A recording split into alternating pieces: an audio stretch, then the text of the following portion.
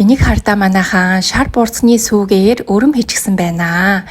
За ингээд айл дургцсан цагаан хоол идээд ногоон хоол идээд 20 орчим жил болчихсон юм настай өвөө эмээ хоёр байдгаа. За маш эрүүл чирэг хөнгөн шингэн ийм сайхан хүмүүс байдаг. Тэгээд гэртээ шар бурцны сүү гаргадаг төхөөрөмж авчихсан. Тэрүүгээрээ сүүгээ гаргаад сүүгээрээ маш олон төрлийн цагаан идээ хийчихсэн байсан. За өрөм, эдэм тэгээд энэ арцтай бодаа хүртэл хийсэн байсан. За тэгээд идэхэд бол амт нь ямар ч ялгаагүй байсан тийм ээ.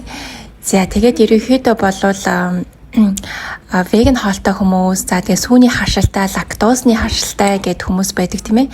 Тэр эдгээр хүмүүс маань ямар ч санаа зовх зүйлгүйгээр ингээд цагаан идэгээ идэх юм боломжтой юм байна шүү.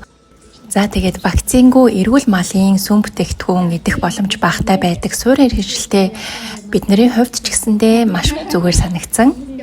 Та нар маань Mongolia vegan хуудасаа дагаж байгаарэ. Тэгээд цагаан хоолны веган хоолны талаар мэдээлэл жоруудыг хуваалцах болно.